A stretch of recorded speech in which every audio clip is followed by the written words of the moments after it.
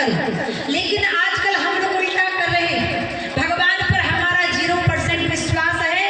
लेकिन अगर दुनिया की बात की जाए, आप नाई ठाकुर के सैलून जाते हो अपनी सेविंग करवाने के लिए, दाढ़ी बनवाने के लिए, मूंछ बनवाने के लिए, तो जो नाई होता है ठाकुर, वो छुरा कहाँ चलाता है? आपकी गर्दन पे छुरा चलाता है कि नहीं?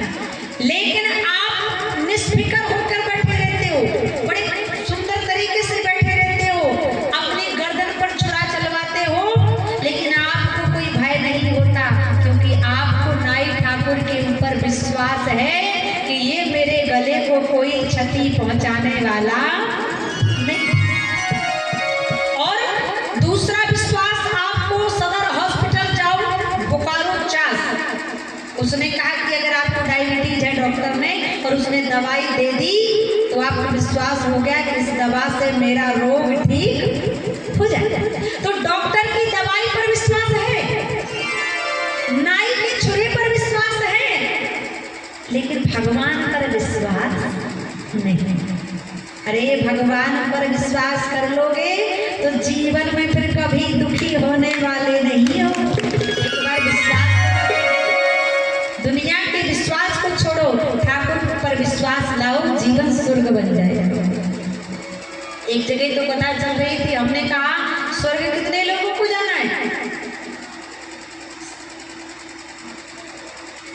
सबने हाथ खड़ा कर दिया। अच्छा एक बात बताओ, कितने लोगों को जाना है स्वर्ग? बताओ जरा। माताएं बड़ी होशियार है, जल्दी हाथ खड़ा कर दिया। एक जगह कथा चल रही थी अभी धनबाद में, हमने कहा कितने लोगों को स्वर्ग जाना है? सबने हाथ खड़ा कर दिया, लेकिन एक बहू बैठी थी, उसने हाथ नहीं खड़ा किया। अब हमने कहा भाभी जी, सारे गांव के लोगों ने हाथ खड़ा कर दिया, आपने हाथ खड़ा नहीं किया, आपको स्वर्ग नहीं जाना क्या? अब वो भाभी जी खड़ी हो गई, बोले देवी जी आप देख रही हो ना, सबने हाथ खड़ा कर दिया। वो जो सबसे आगे बैठी है वो है हमारी सास, और उसने भी हाथ खड़ा कर दिया। तो जब हमारी सास ने हाथ खड़ा कर दिया है, तो जब वो स्वर्ग चली जाएगी तो हमें तो मधुकरपुर में ही स्वर्ग हो जाएगा।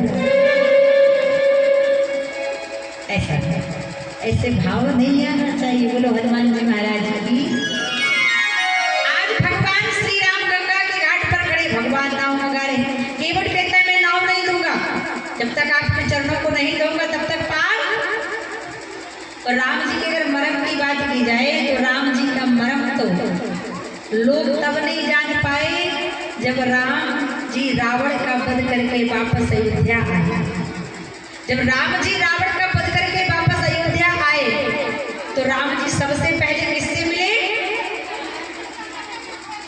कैकेयी से।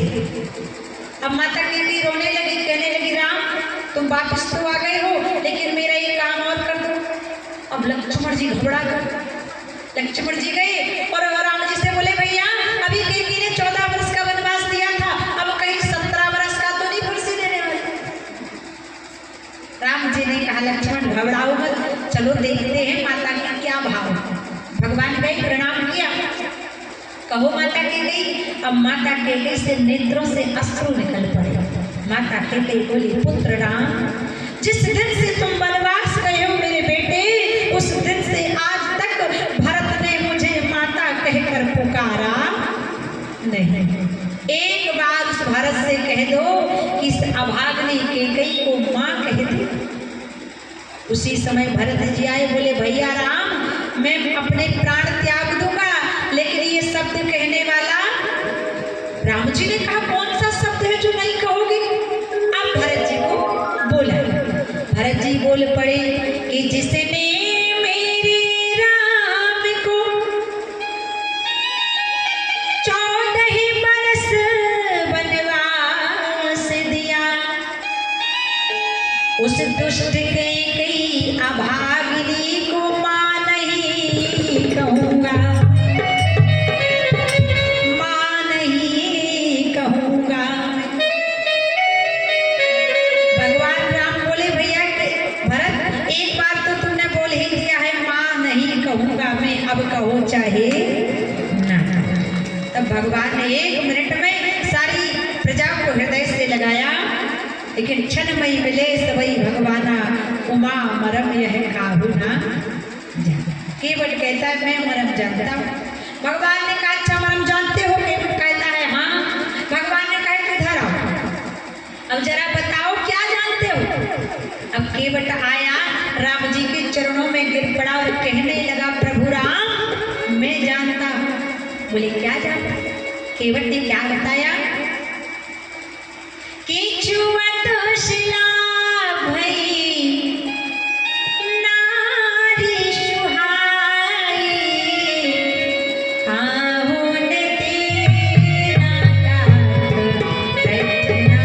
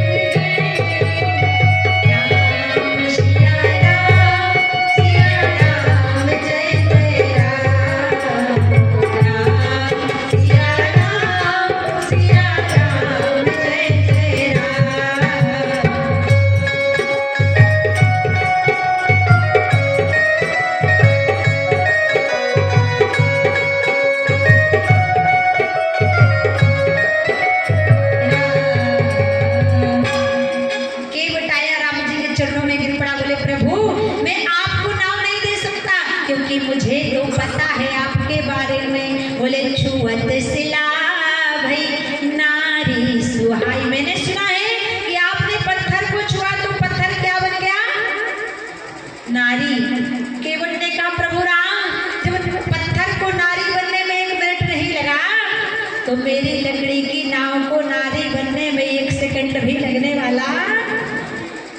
और राम जी देखो, केवट ने कहा अगर मेरी नाव नारी बन गई तो क्या होगा? केवट के भाव। केवट प्रभु से कहता है हे राम जी, बोले जो नैया और नारी बन जाए तो मेरे घर में झगड़ा और बढ़ जाए। केवट कहता है राम जी अगर मेरी नैया नारी बन गई तो ना दिन में चैन ना रात में नींद। क्यों?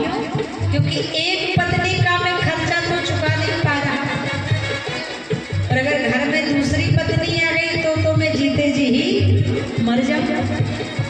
इतने में लक्ष्मण जी ने कहा क्यों भाई केवट, अगर तुम्हारी नैया नारी बन जाएगी तो तुम्हें कोई हानि नहीं होगी, अपितु लाभ ही लाभ होगा।